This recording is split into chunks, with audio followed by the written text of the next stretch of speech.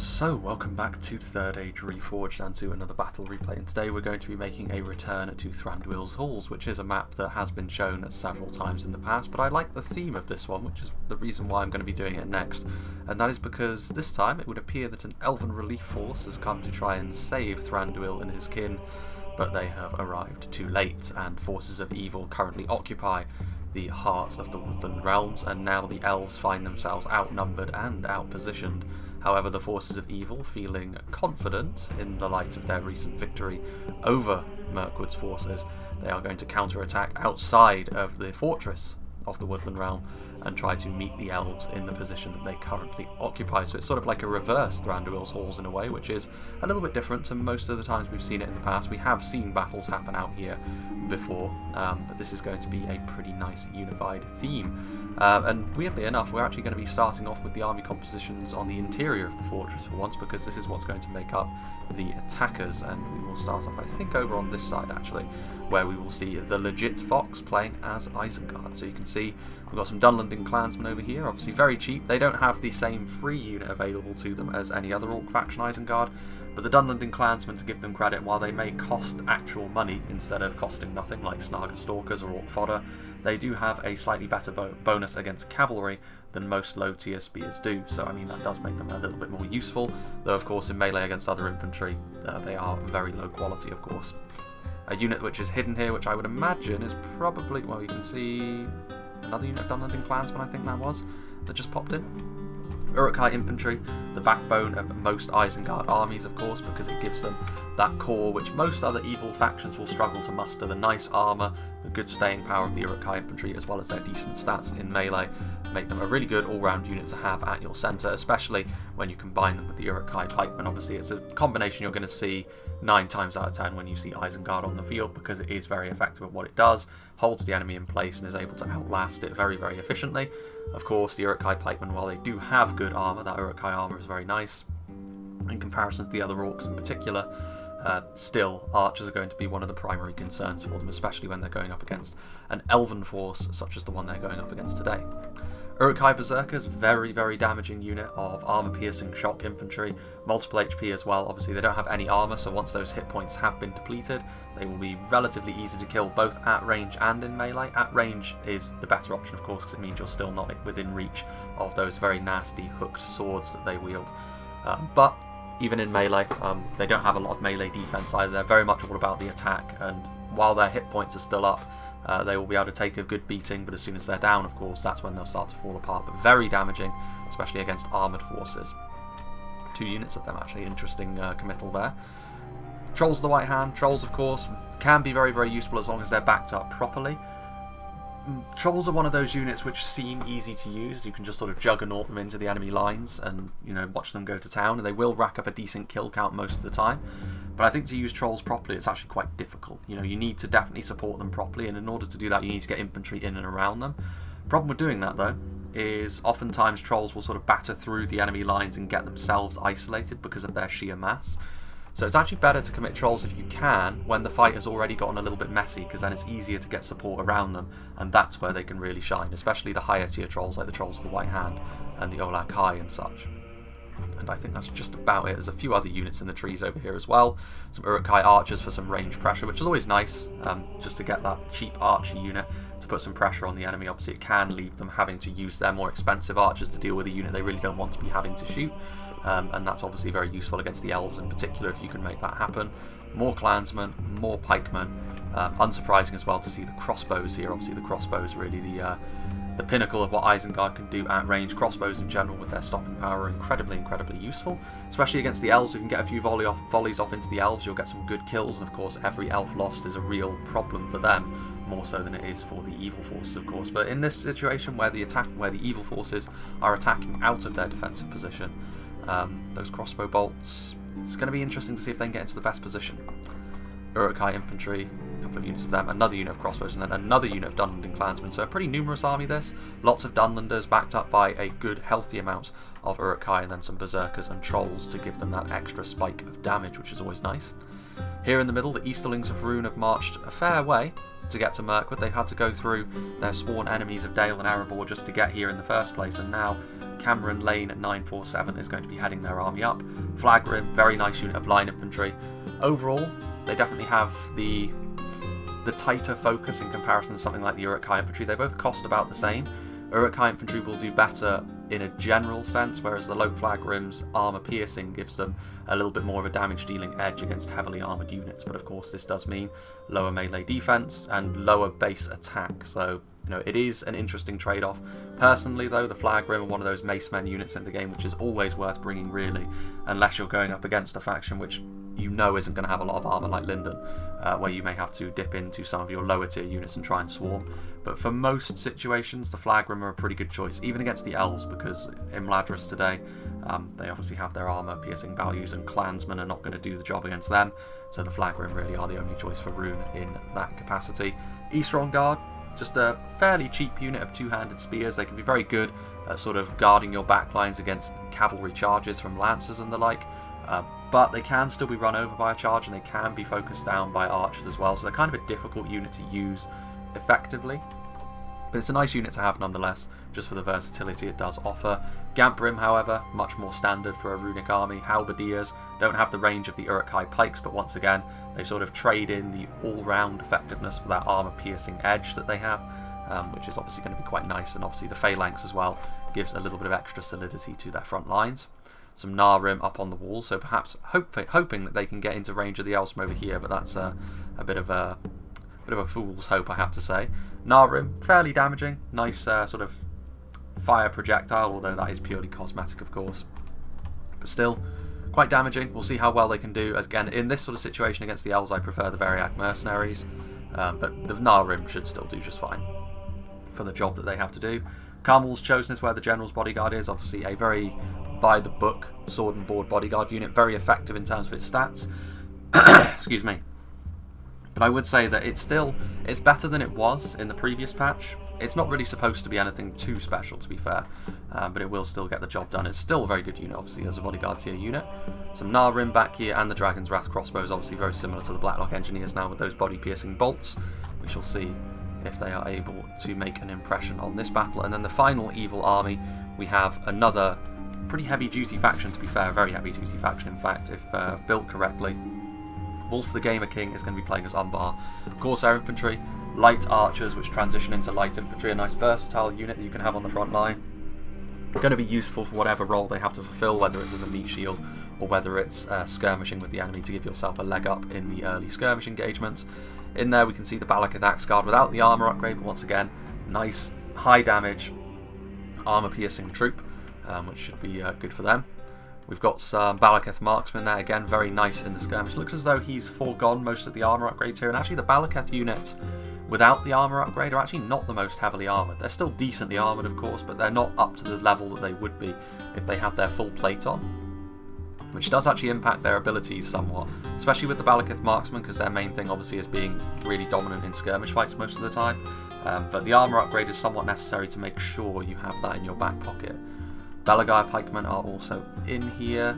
There's some shield bearers, so the mace men from Umbar, not quite as good as the Flagrim in my experience, especially if they don't have the armour upgrade, which I do not believe they do. No, actually they do, interestingly enough, I think. Kind of difficult to tell. Well, we'll see when the battle goes on. The Narun Aru Roar Guard are in there, as well as the Narun Aru Sentinels. We've got some Belagai footmen in here as well, and some Cav, Warlords of Umbar, which is where the general is. If their lances can get down and get some good counter charges off into the elves, again, that's where the lower elven man counts can really work against them. Speaking of which, let's have a look at the elven army, starting off with Cog Iron, who's the one who sent me this battle replay, so big thank you to him. First replay I think I've got from him, even though I have seen him play a couple of times before, I believe. He's going to be playing as Lothorien, so the fellow Sylvan Elves have arrived too late to save the Woodland Realm, but perhaps they can avenge them. Blades of the Wood, light elven line infantry. Of course, the lower armour can be an issue in certain engagements, but in melee, their stats are really very, very good. They might look quite plain, but they will outperform a lot of other units of line infantry. For their cost as well, they should do decently well especially against stuff like the Flag Rim, whose armor piercing is not going to be terribly useful against the Blades of the Wood. A couple of units of Woodland Protectors, Javelins, Spear Hybrid, obviously this can be useful as well for zoning out cavalry, but in this situation I would imagine that what they're going to do is try to shoot into the blobs of infantry that are inevitably going to form. A little bit further back there's another line of infantry here, the Lothorien Warriors, very nice unit of Elven shock infantry. Very few Elven factions have got access to a unit like this, an out and out unit of axe wielding shock infantry with that armor piercing, which is going to be useful against all of the attackers today. Having said that, of course, axemen, even Elven axemen, still suffer from the reduced survivability both at range and in melee, although in melee not quite as much for the elves, of course, because of their higher skill at the base. Just in behind, some Lothorien sword masses, pretty much the other end of the spectrum here. No armor piercing, but more melee defense and more base attack, so it really does depend what kind of unit they're going up against, which one would be better. In this situation, I think the Lothorien warriors actually will find their niche a little bit more easily than the sword masters, but the sword masters will still do a lot of damage and still outperform most of the units that are going to be coming at them today. So, Kindred of Celeborn, so the split shot arrow is going to be very useful if they can get into a good position to fire down into the enemy. Got some Lothorien archers up here as well. Basic heavy Elven archers, of course, very damaging at range, and then in melee they're more than capable of forming the role of a heavy swordsman as well, which is always nice to have that. Lothorien spearmen back here, so the more defensive Elven unit, they're going to be able to form up a decent front line. A little bit spread out for my liking, this Lothorien position. If they're going to sort of defend this hill over here, they're going to need to get into place quickly, though that does put them at risk of those crossbows from the cliff on the other side. Lothorien axemen, the line infantry for Lorien, so once again, a more of a damage dealing edge to Lorien's line infantry in comparison to other heavier Elven line infantry units. Because of course they wield an axe, so they're not quite as good at keeping themselves alive as swordsmen would be, but that's still not too much of a problem because of their Elven heritage. But they also deal a little bit more damage with those axes, which could be important because they're going to need to cut their way through the numerically superior force that stands before them pretty quickly. Caras Galadhorn's Guardians, whether they're still the best pike in the game or not now with the First Legion pike's ascension into the realm of AP, remains to be seen. That's something that we will sort of grow to know over the course of the meta developing. But the Caras Galadhorn's Guardians are still the tankiest, of course, with their multiple hit points. So if they can get onto the front line, very dominant. And then at the back, Watchers of the Golden Wood with their Silverthorn arrows, really good in melee as well. Probably the single best Lorien infantry unit in close quarters, as well as being incredibly damaging at range. And then finally, the final army on display today, we have Farkin, who's playing as Imladris. He's got some Gwythi Arthand here on the side, so I think the tier list, if I'm sort of reading this correctly, or at least remembering it correctly, the tier list should have been out the day before this one comes out. Gwythi Arthand, very, very tough and resilient on the front line, should be a good centre. Imladris sentries can bring them in higher numbers than the Caras Galadhorn's Guardians, most certainly. Individually they're not quite as good because they lack that extra hit point, but still very strong. A unit that I was unsure where to place in the tier list, the God Helim Einaua. More Silverthorn arrows they're going to add to the Elven skirmish line here today. And Imladris' skirmish line here, Eldarenway archers, upgraded Archers of Rivendell. I did say that the Imladris skirmish line not quite as good as the other Elven factions, and that is true. But in this situation, Imladris seems to have gone full in for their skirmishers, so we'll see if I'm going to eat my words or not today. Also, the Spears of Rivendell, a unit which I also did not really rate that highly at all. I've never really seen them perform all that well, but here is their opportunity to prove me wrong. They have the armour upgrade as well, more Imladris sentries. Eldarenway Spearmen, a unit I did rate quite highly, as well as the Broinen River Wards, obviously heavy Elven swordsmen, do exactly what they say on the tin, as well as the Eldarenway swordsmen, the even higher tier version. And then also the Gwythi Myrdain, obviously that armour-piercing shock troop. No cavalry, interestingly enough, for either Lothlorien or Imladris I can see, which for Imladris especially that's surprising, because this battle could very well devolve into being on more open terrain, and the only cavalry unit on display today is the Warlords of Umbar. So maybe Umbar has, if they can hold back with their cavalry until later on, that could be a really big deciding factor. But without further ado, let us begin. So the attackers, obviously the onus is on them to move forward. They're going to have to go down through the valley, but if I were them I would actually move forward as quickly as I'm able, because Imladris here are a little bit out of position. Rhun have got the opportunity here to get up to this hill and start engaging as quickly as they possibly can. There is an inherent risk to that Lothlorien will shoot down the lines with some of their really damaging units. I cannot see, however, a bigger mission may very well be here the Caern Amroth Rangers, which that would be a pretty big unit to leave out, to be fair, because Imladris cannot bring rangers at all. Isengard, Rhun and Umbar can potentially all bring rangers, which in an attack-defense situation like this, rangers can be so important to determining the outcome of the battle because of the sheer damage they can dish out. Rightly or wrongly, that is the case. Yeah, so far Lothorien not really moving to open up. There may be a bit of a grace period here, which would be understandable. I mean, we'll learn if there's a grace period soon enough as Imladris start forming up their upgraded archers of Rivendell up here on this ridge. And if they start shooting into the runic lines, then we shall learn pretty quickly. I think the initial plan behind this battle was to have the elves actually on the defence, but I kind of like it this way round, because obviously Mirkwood are not here. Makes sense the elves would come to try and save their beleaguered brethren, but they've arrived too late, and now Mirkwood will be emptied, and potentially these elven hosts as well could follow suit. My archers here. I mean, again, like, Imladris' infantry here is going to be fairly key, I think, and it's an interesting arrangement of infantry he's got. He's gone for a lot of spears to sort of hold with the pikes and a lot of heavy swordsmen.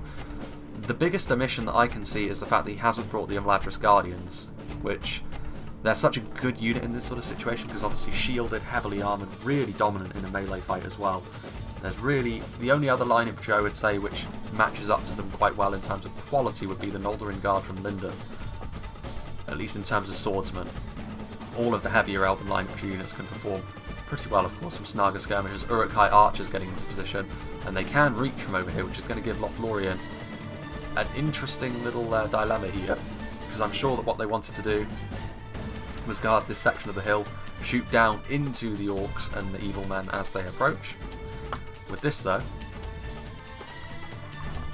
the Uruk-hai archers could strike up a pretty good position here, and if you can get some good value with cheap archers like this, then you're always going to be in a pretty good position, I feel.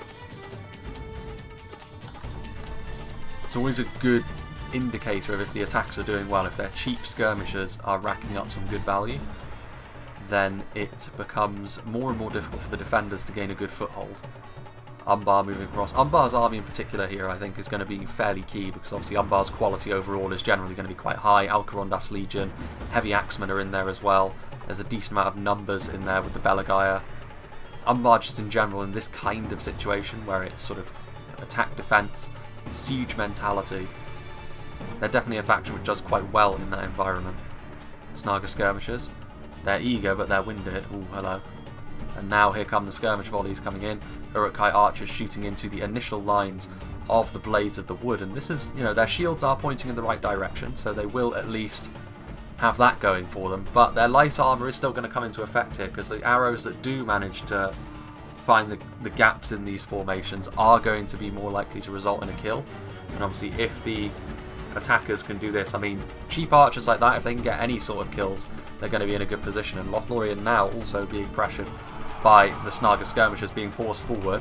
Unfortunately for the legit Fox, the right idea I would say, but the javelins just weren't able to get a volley off before they were inevitably closed by the Blades of the Wood. But pulling the elven lines to and fro like this I think is the way for the attackers to go here. They can definitely make that work for them, and I think this is the right idea so far from the Isengard player. Just do some skirmishing, try and pull some gaps in the elven lines, but the key behind this is once you've done that, you then need to move forward with attacking units and start to put some real pressure on. Interesting that the Eastron Guard are leading the way. This is going to allow the defensive archers to start doing their thing.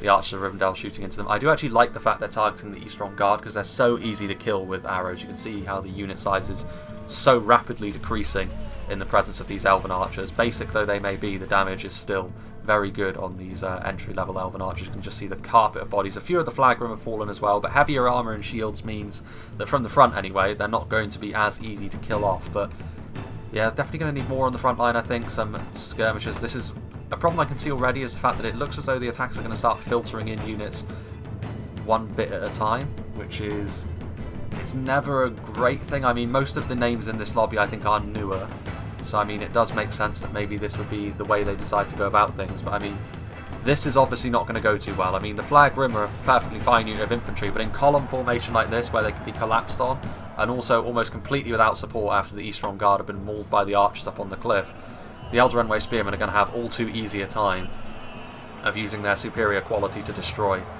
the Easterling Vanguard here. and 2 units of Eldraenway Spearmen. Obviously this is a formation which is going to be very, very hard to break down. We'll see how it goes. Pikes are also coming in now as well. Pikes getting that close is the sort of thing which could be taken advantage of. I think over here, actually, Lothorien would be the side that I would decide to go after first. I think Imladris has done a better job of getting their reinforcements close to the front line they want to hold. Lorien's a little bit spread out. They're simultaneously too far forward and too far back.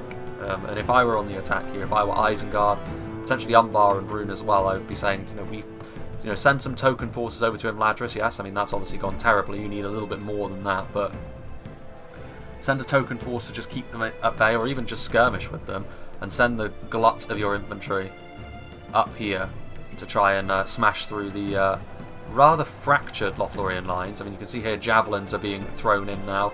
Whether or not javelins should be used on Dunlending clansmen is another matter, but I mean, 1 volley was all it took to break them. So you can see that only 54 Blades of the Wood, over 170 Dunlending clansmen, but the difference in quality is very extreme. I mean, the Dunlending clansmen are a very low-end unit indeed. Rim firing in. I mean, this could be the saving grace for the attackers here, the fact that they do have access to some good skirmishers. It's not the easiest place to defend either, it is quite exposed. I think regardless of what Imladris and Lothlorien do, they're going to be taking quite a few skirmish volleys on the chin. Imladris, though, will be pretty well equipped to deal with that, to be fair. Good armour, good shields.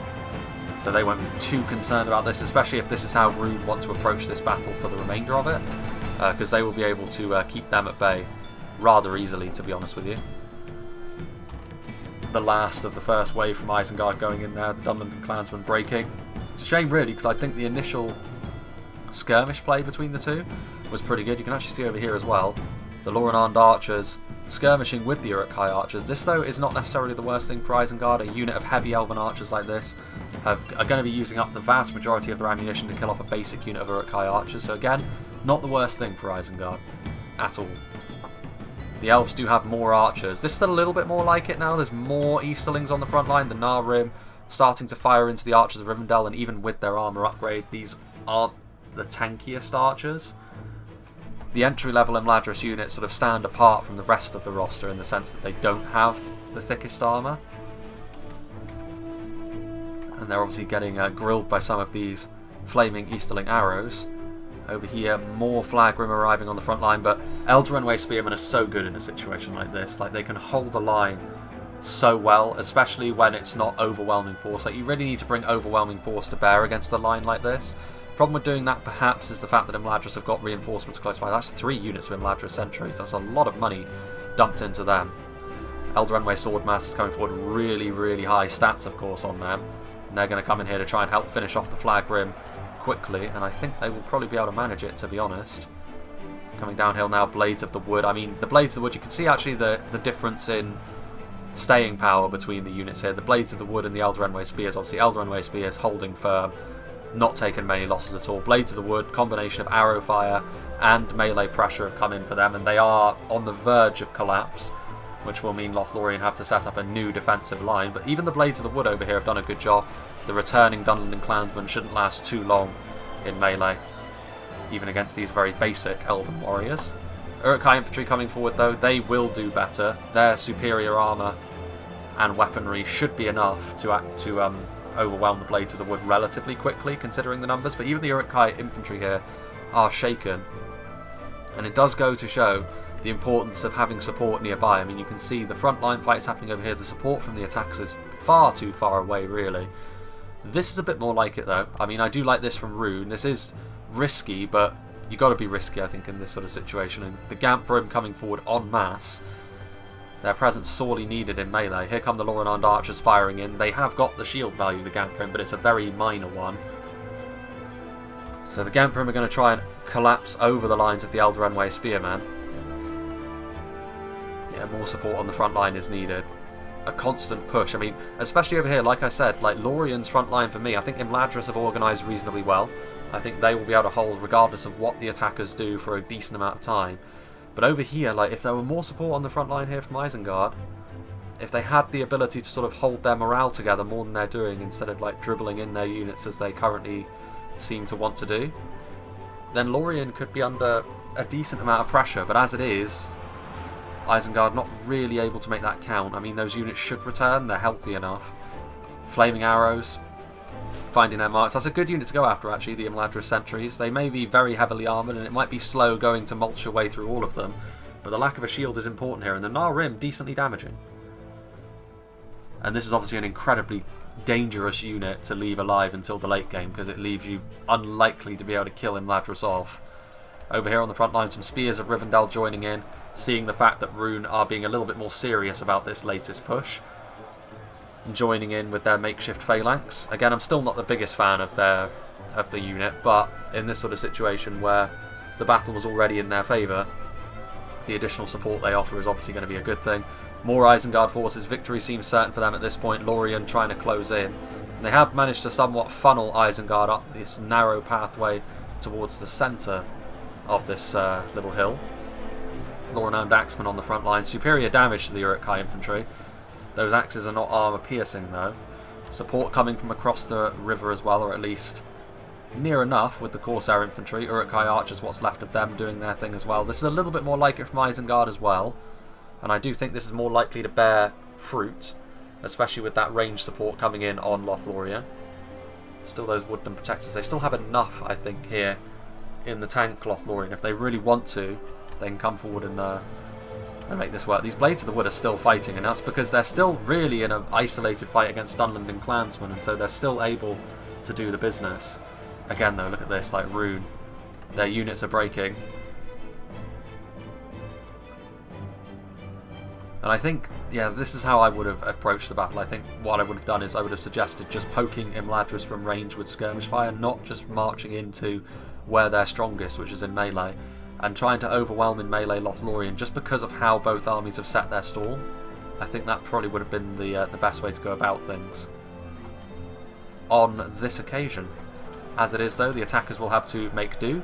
The attackers have got plenty more bodies at their disposal than the defenders, so they could still make this work. And also their skirmishers, to be fair, have got some decent value already, which is always a pretty good indicator that maybe the attackers can make this work.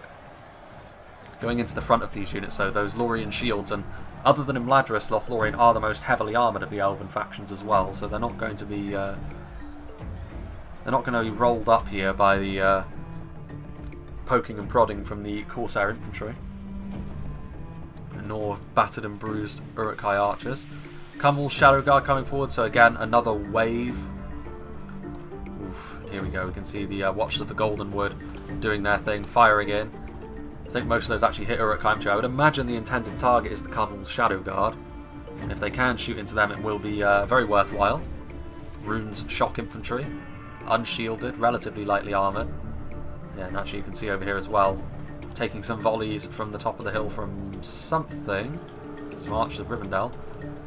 Well, here come the Dragon's Wrath crossbows. Unfortunately for them, though, they're not in a decent position to shoot in a linear arc, which means, yeah, I mean, that's pretty good. I mean, that's a decent shot. I mean, it's definitely going to be enough to get the Watchers of the Golden Wood to retreat, which is definitely something they would want. A little bit of a messy fight over here now. I mean, this would be a good opportunity for the attackers to come forward and try and take advantage of this. Because if they're going to beat these Eldarin way, they need to do it with overwhelming force and making the fight messy. As long as their line remains decently organised, then they don't really stand too much of a chance here. As it is, Rhun and Riverwards and Eldarin way sword masses here doing the damage. Some of these Spears of Rivendell have taken some damage, but I'd imagine that's mostly from like straight archers. Some Dragon's Wrath crossbows getting some decent damage done there. I mean, that is the thing, like, as the melee engagement has not really gone all that well for the attackers, but their skirmishers have actually picked up some good value, which could be enough to make the difference in the end. There's the Kindred of Celeborn shooting in. I mean, you're not really going to kill the Dragon's Wrath crossbowmen all that quickly, because they're heavily armoured and they're multiple HP as well. But you kind of need to try and kill them like this, because you can't allow them to do their thing, because if you do, then you're in a world of trouble. A unit like that is always something you need to bring down. A lot of axes here on the front line, one-handed and two-handed, which spells bad news for the trolls, unfortunately. This is what I was talking about. Like, this is the sort of fight that trolls are not going to do all that well in. Especially the armour-piercing two-handers are going to be sufficient to bring the trolls down reasonably quickly, I would imagine. and that's not going to be good for them. Just look at the split shots there, though. Ones of Nargothrond over in Silmarillion do that as well, and it always looks so devastating. In actual practice, it's not actually as devastating as it looks. Like, it will usually, an arch unit like this will, if they're used well, pick up 300 kills max at range, which is still very good, of course, but it's not as devastating as like Rangers, which in the past we've seen break 1,000. Oof, look at this. I mean, this is the problem here. Like, these Elven Archers are just teeing off into the side of some of these units. They're going after the Uruk-hai Berserkers as well. I would say that's something which Farkin has done very well, actually. He's definitely been targeting down the right kind of units with his archers. And see, that's the thing as well. Imladris have gone for a reasonably archer-heavy build, so if you can overwhelm their front line, that should start off a cascading effect where they can't really recover. But as it is, the attackers haven't committed little enough to the front line to the point where their losses are inconsequential, but they haven't committed enough to the front line where they're making any progress either, so it's kind of like the worst of both worlds, really. Quality isn't really here on the front line either. Corsair infantry are not going to make a dent here in the Imladris lines. So far, I have to say, it's not looking good for the attackers. If this keeps up, if they insist upon taking this tactic, I mean, there's a very real chance here that the defenders could feel aggrieved enough that they say, no, we're going to stay in our fortress now. I mean, there's still a lot of Isengard units back here. I think Rhun have definitely taken the brunt of the defending fury so far, but part of that is their own doing. This is interesting though. Balchol Sapphire Blazon being engaged by Broinen River Wards. 1v1, the Balchol Sapphire Blazon win this fight. Those big two-handed Falxes they have. They're good in melee as well. I think they're actually taking... Well, I mean, they should be taking range fire if they're not. Eldrenway Archers are firing at something. Yeah, they are. That's why they're losing. Eldrenway Archers firing in, because there's not a lot of Broinen River Wards left. And you can actually see there, the Sapphire Blazemen did butcher what units there were, but you can see here as well, like, these Corsair infantry, like, they're not going to achieve anything doing this. Like, they're just backed into a hideous uphill grind against arguably the strongest infantry faction in the game. Arguably. I think you would probably have to give that to Khazad-dûm, to be honest. Just in terms of pure infantry, but of course Imladris have also got their cavalry going for them, which Khazad-dûm do not have. Uruk-hai Pikemen and Berserkers trying to make something happen on the front line. More damage to the defenders has definitely been done over here, I think. Lothlorien have definitely taken more casualties over time, which you would maybe expect considering their lighter nature than Imladris. But it's not enough here for the attackers to claim they've had any sort of victory here. Split shots and Silverthorn arrows coming in, just ripping through the Sapphire Blazemen, and come the Dragon's Wrath Guildsmen as well. You can see the Elven front line. There are Elven bodies on the floor here, but most of them, I have to say, are Easterlings. I mean, if the attackers are going to win this, it will be just because their army has numbers. Here come the Berserkers, though, barging their way through the lines. This is an opportunity again. We shall see if Isengard can take it. They've managed to sort of push through. These Berserkers won't last forever, though, especially not when they're in and amongst this amount of Lothorien archers, because Lothorien archers can definitely look after themselves in melee. And they're also, for some reason, pushing through to the Karas Galadhon's Guardians, which is not going to go well for them. The Trolls have actually held up a little bit better than I was expecting. I think maybe the support of the Berserkers and the Pikemen has helped them quite a lot. Oh, the Corsair infantry is breaking. Isengard do need reinforcements on this front line badly, because they have managed to sort of punch a bit of a hole in the line, but yeah, the Uruk-hai infantry is breaking. The Berserkers do not break, of course. They will fight to the bitter end. But yeah, I mean, that's been the story of this battle so far. A little glimmer, a little gap that the attackers could exploit, but their support is too far away. Umbar, the vast majority of Umbar's army is still up, which is perhaps the best one in this situation, but in order for Umbar to be able to carry the day in the late game, more damage needs to be done here and now, and that isn't really happening. Dragon's Wrath Guildsmen being isolated here by sheer numbers, the Spears of Rivendell forcing them back. In comes some out of ammunition Archers of Rivendell, so Imladris now going on the offensive. I mean, Imladris' army is quite small. Lorien's army is a little bit more numerous just because of what they've brought. So if Imladris does overextend themselves here, it could be pretty nasty. The God Helene firing in, and they're shooting into Belagire archers. I mean, I guess the elves at this point have been dominant enough that they can just sort of pick and choose their targets as they wish, but That's a better target, certainly. Going in there with all your Silverthorns and split shots into this mass of Uruk-hai pikemen that has made itself apparent. More Uruk-hai berserkers arriving as well. Uruk-hai crossmen that were trying to shoot have actually been closed down by the woodland protectors. They're not going to last very long though, because there's not very many of them left. Guards of Orthanc. So I think this is the last roll of the dice here for Isengard, really. They're throwing forward all they have left, which this kind of push maybe should have happened slightly earlier. I don't know what they seem to be doing. Uruk-hai berserkers trying to seek shelter in the valley. It's not going to work. I mean, they're still going to be exposed to at least the Imladris archers. Lothorien archers and woodland protectors moving forward, so Lothlorien as well, not too eager to get... Oh, here we can see the berserkers do manage to get in behind enemy lines at the very least. So they should be able to roll up these Lothorien axemen and woodland protectors on the front line pretty quickly, but they're taking so much damage as well from up on that hill. The God Helene doing the business. Again, in comparison to other skirmish lines in Imladris is, generally speaking, you don't see it in full flight, but on this occasion, the Imladris archers have definitely made themselves apparent.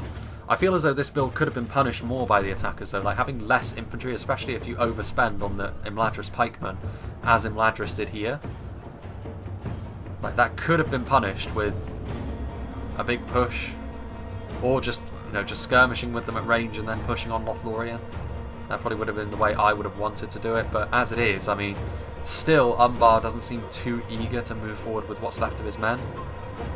Nara and Iroh guard shooting in. I mean, as they push forward, Umbar is getting some good shots with the archers, which may be the only chance the attackers now have to try and coax the defenders forward a bit and try and use their skirmish line to good effect. Balagire archers firing in. I mean, the spears and archers of Rivendell should be getting ripped apart. The Gwaith Arthan, though, heavy armour and shields, I'm not sure I'd be shooting into them, to be honest with you.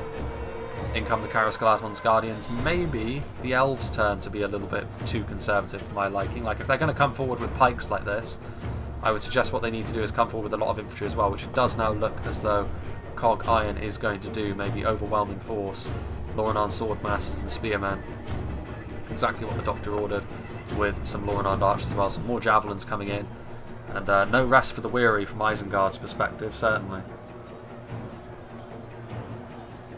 As the elves continue to do their thing, another vicious javelin volley. The Guards of Orthanc, a very tough unit, but not going to be capable of dishing out heavy damage against the elves. They can stand and fight for a long time. More units coming in now, but again, feeding individual units in. Umbar, Balakith's shield bearers this time. What's fighting over here? Dragon's Wrath Guildsmen? A fair few Dragon's Wrath Guildsmen, actually. I did notice they were throwing their daggers earlier, but still over here, the quality and the terrain is such that Imladris are going to be able to roll them back sooner or later. Carmel's Chosen are on the front line as well, but even their quality, not enough. And speaking of which, there goes the Runic General. Yeah, and this is an example, I think, of a battle where, yeah, there's been the sort of slow filtering in of individual units at a time, which I've obviously warned against several times in the past, but I also feel like, on a macro sense, I think that the attackers played exactly the battle that the defenders wanted them to. Like, if you play this kind of battle against Imladris, you are going to lose, unless you're a faction which is capable of out-muscling them, which are very few and far between. Like I said, Khazad-dûm can probably do it. Maybe Numenor can if you have the support of stuff like their Seafarers in a good position. Erebor is much the same with their supporting units, but like this, filtering into an uphill fight in the way that especially Rhun did early on, and Umbar have left it far too late to commit here. It's not going to be enough. Forward come the Umbar pikes. I mean, that is a lot of arrows coming in against stuff like the God Helene, the Gwaith Myrdain. I mean, it is, technically speaking, an even fight, but it's going to be... I think the damage has already been done. Even if Umbar does break through here, the quality units that both sides still have left, well, there's a lot of arrows. I mean, do they have Castamir's Rangers, I wonder? If they do, then maybe. Maybe not all is lost. There's Alcaron's Legion back there. That's pretty much all they have left in reserve, I think. They also still have the Warlords of Umbar, to be fair, which again, the Warlords of Umbar, I think now would be the time to commit them. Like, roll the dice a little bit, try and make something happen with your cavalry, because that could be something to swing the battle around, but unfortunately the cavalry is way back here twiddling its thumbs, so that's not really going to be terribly useful. There goes the Isengard General. Surprising the Guards of Orthanc broke there before the pikemen. But they are very damaged, and they have taken javelin volley after javelin volley. Yeah, and the Isengard assault here against Lothlorien is going to fall apart. And just as, you know, they were doing damage against Imladris, but the problem is they haven't got much here committed on the front line against Lothlorien, which is going to allow Lothlorien potentially to counter-attack forward and do some business. Kindred of Celeborn, probably already out of ammunition, but taking a couple of volleys there. Oof. That's the second unit of Kindred of Celeborn. They actually had 2. Again, that's a potential overspend, but in this sort of situation where you can shoot into a blob like that, victory seems certain. Yeah, and Imladris, they've taken enough damage on the front line at this point. I mean, these pikes are going to move forward now. They're going to take several shots from the Umbar firing squad that's back here. In come the Alcarondas Legion. I mean, this is the key here. If Umbar are going to turn this fight around, then they're going to need to make sure that these front lines stay up and their skirmishers are able to do some damage. And I think the Alcarondas Legion are going to be an integral part of that if they're able to make it happen. But I also think the cavalry needs to come forward like now. It needs to get some good charges off. Otherwise, the quality of the elves is going to be too much. Like the pikes have arrived on the front line now for Imladris, which is going to allow them to hold on. The split shot arrows are shooting into that blob, which is going to be really, really damaging. But also, Lothlorien have got a clear run now into the squishier parts of the Umbar force, behind the front line and into the archers, if they choose to do that. Lothlorien has been a little bit too conservative for my taste as well. Like, these units over here should be committed at this point. You should be pushing forward. Spears first, just to counteract any potential cavalry play, instead of just waiting around like this. That would be how I would suggest things progress. You can see here the Alcarondas Legion moving in a big blob. So this is just one big group that Umbar's trying to sort of prevent this Lothlorien flank from moving in, but that's not really going to work either. I mean, Alcarondas Legion are very good and they will gain the upper hand early in this fight, but I mean, at this point you can see God Helym are moving forward. The cavalry for Umbar has left it too late. The Warlords of Umbar, which could have been the ace in the pack, haven't done anything up until this point, and I think at this stage the battle for the attackers is unsalvageable. Still some more split shots coming in. Kindred of Celeborn going to move into melee. Pikemen are breaking. There's still some reserves for the defenders as well, which is going to be a big difference maker, I think. You can see Watchers of the Golden Wood getting somewhat surrounded here by Naran Ararorgard and Belagair archers, but Watchers of the Golden Wood are a very strong unit in melee. The final general. Wait a second. That can't be right. I guess the Isengard general returned and then routed again. Hard to say. You'd have to admit defeat for the Warlords of Umbar to be routing then. That would be very disappointing. Kindred of Celeborn in melee. So yeah, Imladris, they did take a bit of a beating there towards the end. I mean, their front lines are much weaker than they used to be. A combination of the higher quality Umbar troops arriving on the front line, as well as the arrows that they loosed into that blob, did do damage. But in the end it wasn't enough. Like, the damage had already been done, and also even when that was happening they still weren't fully committing to the fight.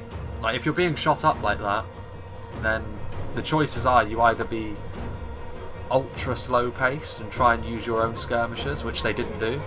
That would have been fine, but they didn't do it. Or you be ultra aggressive with a lot of your forces and try and smash the enemy line to splinters as quickly as you possibly can, and they certainly didn't do that either. So the worst of both worlds in many ways. God Helym, they're going to be able to pad their kill count a little bit here as these Umbarim try to rout through them with each swing of the sword. Several kills more. Still the Warlords of Umbar and none too eager to move forward. I mean, at this point the battle is obviously lost. Kindred of Celeborn, 2 units of Kindred of Celeborn. It might look ridiculous, but actually with the overspend on the Kindred of Celeborn, what would have been far better in this situation would be to have a unit of Cairn Amroth Rangers instead. I mean, the Kindred of Celeborn look cooler, I suppose. Gwaithí Myrdain now, alongside the Gwaithí Arthand, which the Gwaithí Arthand are really the Imladris unit, which have barely taken any damage, in spite of the fact they've been in the thick of it. They're still very much at peak capacity. Yeah, now the Alcarondas Legion getting shot right through from the archers, and now surrounded on both sides by Lothlorien and Imladris infantry. It doesn't get much worse than this for these poor evil men. Lorenan Swordmasters still just sort of milling around, deciding what fight they want to take. More split shots coming in. Yeah, yeah, wild fight. Definitely the sort of, again, this is another fight where I think you've seen why I constantly complain about filtering in waves of units that are too small to accomplish anything. This is a really good example of that, because the elves, it's been one of those battles where the elves have sort of seized momentum and they never really look like giving it up. I mean, it's up to you as the attackers to try and dictate the pace of a fight, and if you dictate it like that, then the defenders are going to be very comfortable for most of the time. Like, yes, Imladris' army is looking pretty battered at this point. Carmel's Chosen and Dragon's Wrath Guildsmen fighting downhill, so they're still alive, just about. But Lorien still have a decent amount of troops left. Elves in general are always going to end battles with generally quite small armies, but the quality discrepancy here is the key. There's still a ton of pikes. And now I can see the movement of the cavalry. Finally, the Umbar player deigns to use his heavy cavalry far, far, far too late. But there you go. Again, I don't understand why people have got this fixation with wanting to save their elite infantry units. Sort of like you want to end the battle with your elite infantry units not having done anything, never having been committed. It's a mindset that is just completely alien to me. I can understand wanting to sort of keep something away for a rainy day, so to speak, but I mean, the rainy day was here a long time ago and it sort of turned into a monsoon, and the warlords of Umbar were nowhere to be seen. And a unit of knights like that very well could have been the difference here. Charging into those elven lines back when there was still an infantry force fighting for Umbar could have been absolutely vital. As it is though, Balakith Marksman, I assume the God Helim is still up there somewhere. Well, they're going to charge into the Gwaith the Arthand as well, which again is probably one of the riskier units to charge into. I mean, these are heavy elven spears. They did do some damage to them finally at least, but if they stay in melee with the Gwaith the Arthand, those spears are going to be able to bring down those heavily armoured riders. Yeah, and they're just going to stay here as well. What is Cav Micro? I guess we'll never know. Kindred of Caliborn coming in here as well. There goes the enemy general. Castamere charged in, didn't do anything the whole battle, and then charged in and got himself skewered almost immediately. Balakith Master coming in. It might just be a sort of suicide charge this from Umbar to end the battle. There they go. Umbar defeated. It's amazing that Rhun are the last one standing, I must say. Considering the absolute beatdown Imladris gave them early on, the fact that they're still here and still fighting with their Carmel's Chosen is impressive. So they have that going for them, if nothing else. But yeah, I imagine that the kill count discrepancies here are going to be pretty messy for the attackers, I would imagine. You can never expect to get too many kills when you're going up against the elves, but here I would suggest the elves have managed to clean up with their archers. Lothorien's archers, obviously, with those split shots and those silver thorns doing the business, but Imladris as well. Imladris may have the worst of the elven skirmish lines, but I mean, it's still an elven skirmish line. These Carmel's Chosen really are holding on for dear life. I mean, they're not going to last much longer with the Gwaith Myrdain there, with their elven warhammers. What is this? Flagrim just routing through? Umbar's army has entirely routed, I believe. Look at this. Just this one dude. The routing Flagrim. I suppose he's lasting so long mainly because they've been locked in battle with the Eldarenway Spearmen, more so than the Heavy Swordsmen and the AP shock troops. Yeah, this is going to be the end. A valiant but foolhardy display by the attackers. And there we go. The Elven relief force taking advantage of the overconfidence of the evil folk who have taken control of Thranduil's halls. And while Thranduil himself may well be long dead, the elves have reclaimed his former kingdom. So, yeah, I mean, the kill counts here, obviously Imladris utterly dominant on the front line against the forces that were arrayed against them. They would have been very good even if like Rhun had committed more and sort of played this battle better. But they were helped. Like, Imladris don't need any help on the front line in an infantry engagement, and yet they were given that help by the fact that the attackers just committed in the wrong fashion against them. Similar story for Lothlorien, although I'd imagine the kill split for them was sort of more heavily weighted towards their skirmishers because those Kindred of Caliborn were getting some really nice shots off, and their infantry was also a little less organised than Imladris. But to be fair, they were also in a bit more of an exposed position on the cliffs over there, which early on Isengard were taking advantage of. And very early on, the first sort of skirmish moves made by the attackers were decent, but from there on out, the way they committed was obviously not optimal, to say the least. But let's see what did the damage for Lothlorien. I would imagine, Kindred of Celeborn 345, Blades of the Wood 390. Most of those would have been on Dunlending Clansmen, but still 390 kills for a unit like that is nothing to be sneezed at. Lothorien Spearmen and Swordmasters weren't committed at all, really, so that's obviously why they didn't get any kills. Lothorien Warriors did well, over 100 on them. The other unit of Kindred of Celeborn did worse, but still very nice. Watch of the Goldenwood with 265, I nearly said 625 then. Lothorien Archers, so yeah, obviously the Lothlorien Archers and Javelins did most of the heavy lifting for Lothlorien. Sort of some of their infantry did okay as well, but they were really just there to hold the line. For Imladris, I would imagine it was slightly different. I would imagine their infantry probably did the lion's share of the work, which is what you'd expect. Imladris obviously one of the best infantry factions in the game, and Lothlorien, I think, more undisputably are probably the best foot archer faction in the game, all round, or at least one of the best. But yeah, big thank you to Iron for sending this one to me. Obviously, it was for the theme, really, that I showed this battle, because I do actually quite like the idea of this being a thing. And the elves really showing their stripes there. Very, very good performance from them on the defence. Because I do think that, in spite of the fact that the attackers obviously played this wrong, I do think the defenders, for the most part, organised themselves well. Imladris' front line in particular, and Lorien did use their skirmishers to very good effect, which is the key for both of those factions if you want to be successful with them, I would suggest. But yeah, big thank you to Iron, big thank you to all the players that were a part of this battle. As for what's coming up next, obviously replays will continue for both Silmarillion and for Third Age. The tier lists, which I'm still not sure how people like that, because obviously I've recorded this before that actually comes out, but by the time this comes out I think it'll be fairly clear whether I'll be carrying on with that or not into the future, just as a sort of additional side thing. But something else as well is the fact that I've actually come up on 5,000 subscribers a little bit faster than I thought I was going to. Sort of before the lockdown started, I was kind of expecting 5,000, if I was going to make it there, to be around August time.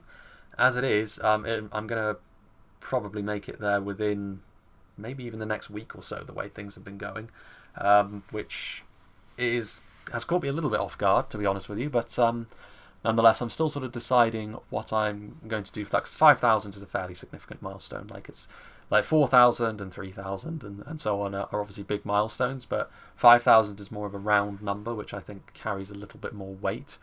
So I need to do something for it. Quite what that will be, I'm not sure yet. But we'll have to wait and see. Again, it's something that I have to give a little bit more thought, I suppose, and factor it, whatever that may be, into the regular schedule. So yeah, I hope you enjoyed this, and I hope you will join me for whatever is next.